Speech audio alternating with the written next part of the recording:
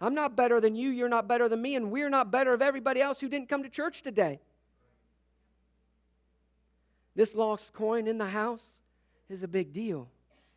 Sometimes we get lost in the house. But the good news is, Jesus does every possible single thing He can to find us where we're at. The Pharisees, they are chomping at the bit right now to grab Jesus and seize Him and make Him be quiet. And then He shares another story right after this one. He says, or suppose there was a father, and he had 2 sons. Jesus doesn't take very long before He gets right into the action, and the one son comes to the father and says, I would like my inheritance. I would like everything that you owe me. The son was coming to the father saying, I wish you were dead, and now can I just have my share of the inheritance? He only had one other brother. The other brother was older, so that meant in this particular case, that meant this son was going to get 1/3 of all the father's possessions. Do you know what the father would have had to do? The listeners of the day would have understood this. The father would have literally had to sell property, dig up rings, dig up jewelry, dig up clothes, everything.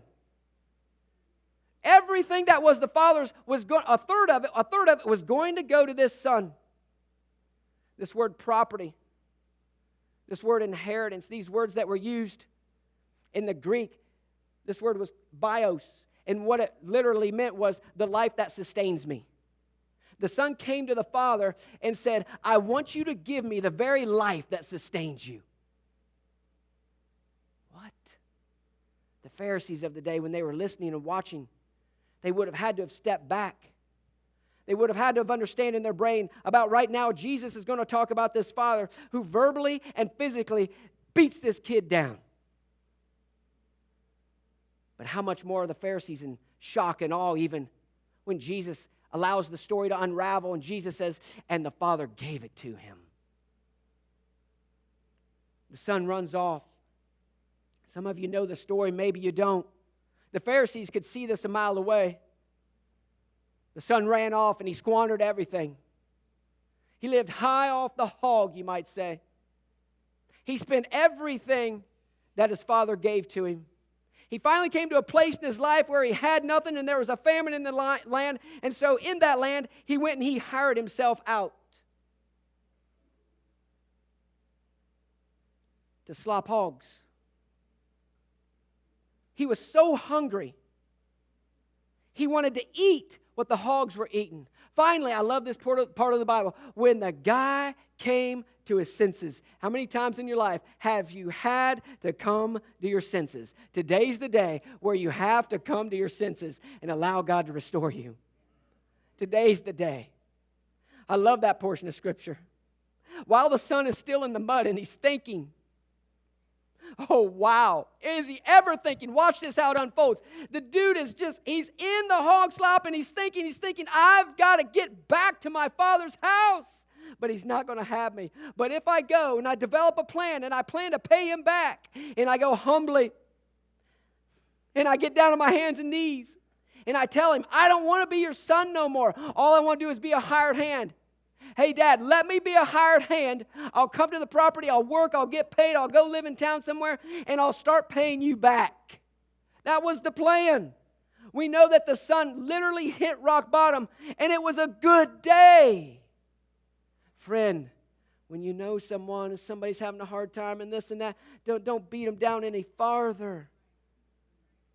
The devil does that good enough. The son comes running.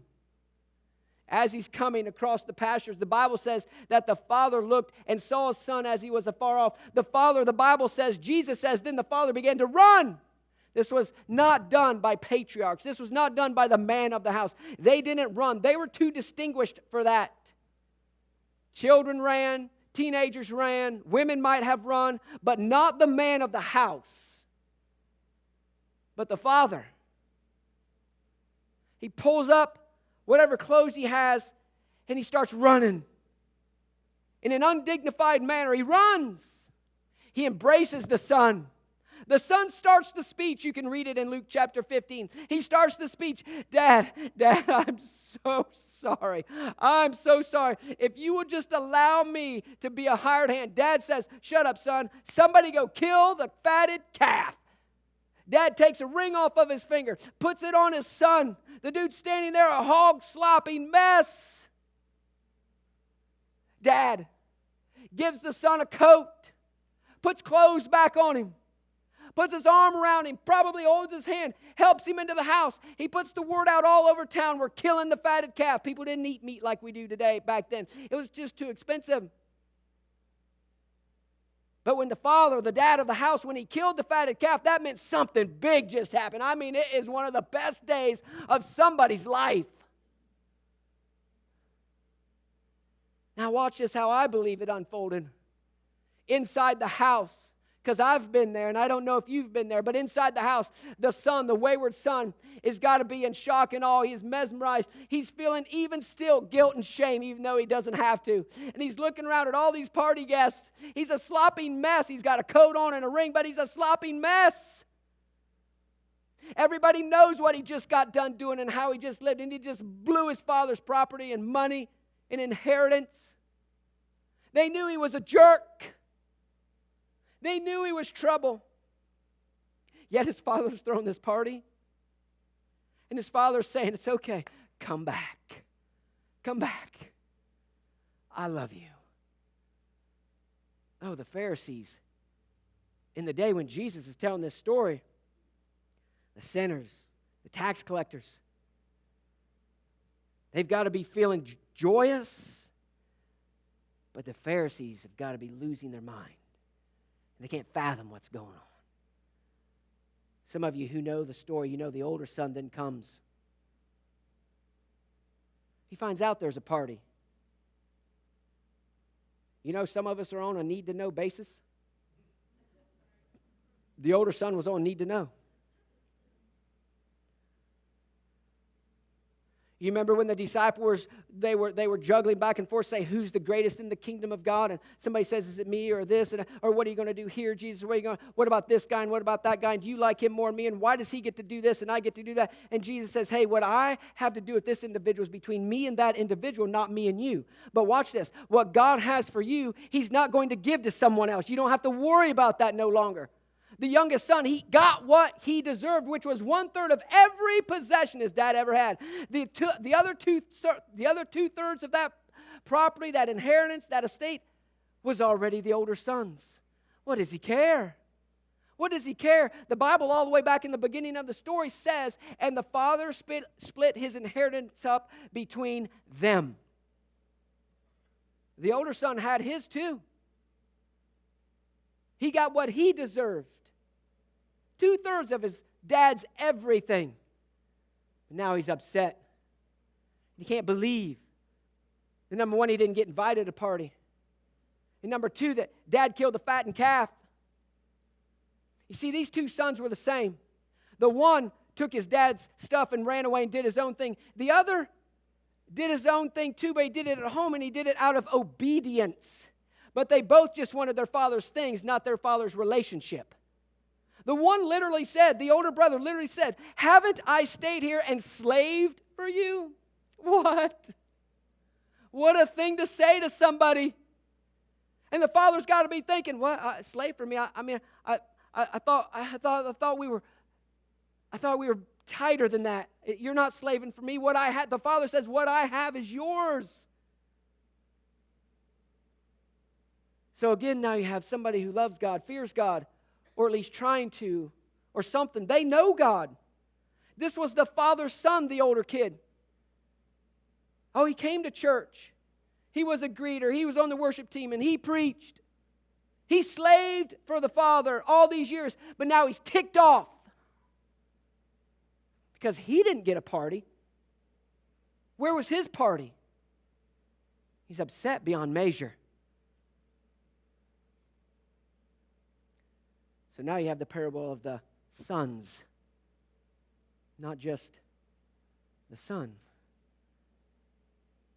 Here's the punchline of the story.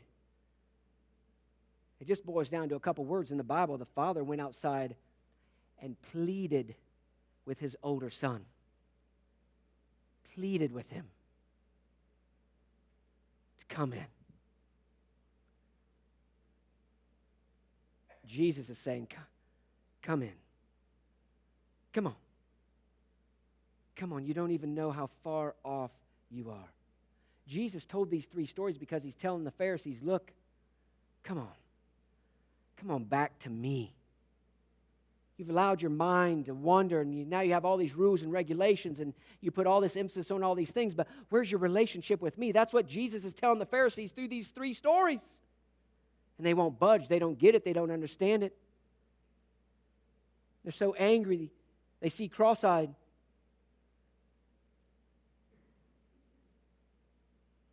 Now I want to tell you about our Savior, our Messiah,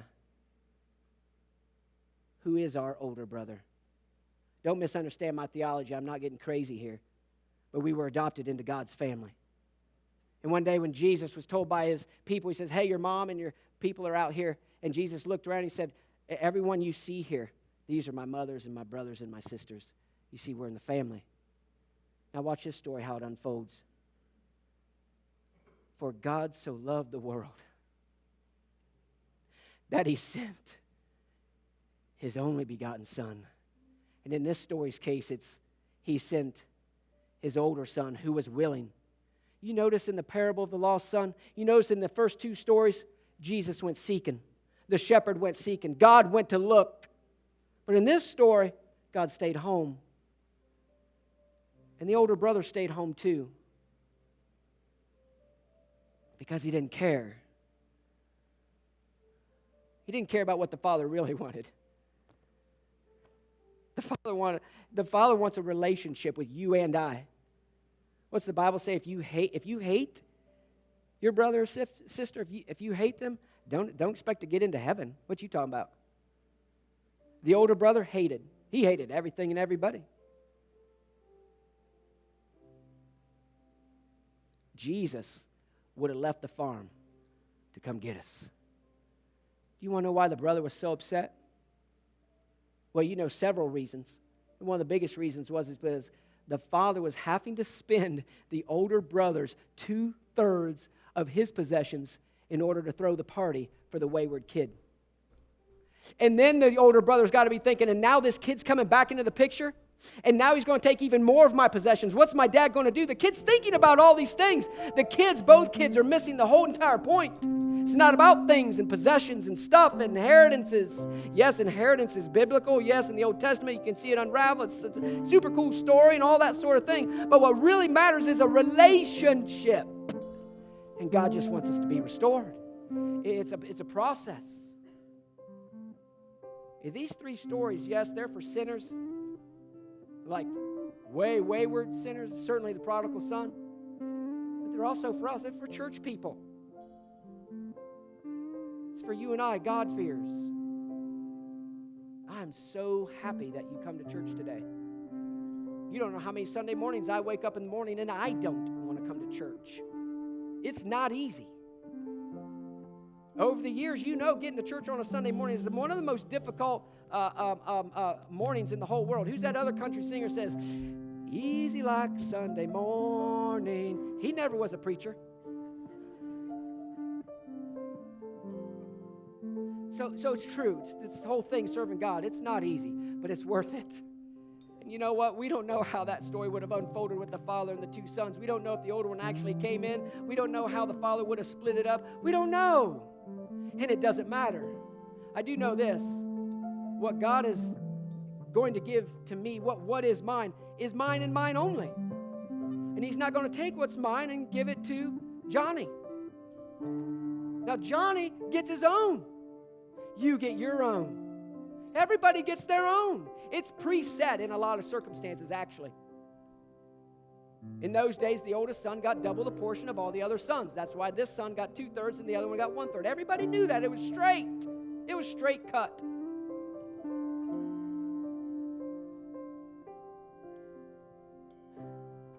In your life and in my life, let's just ask Jesus to restore us. Whether we're the the older son or the younger son, whether we're acting like one or the other.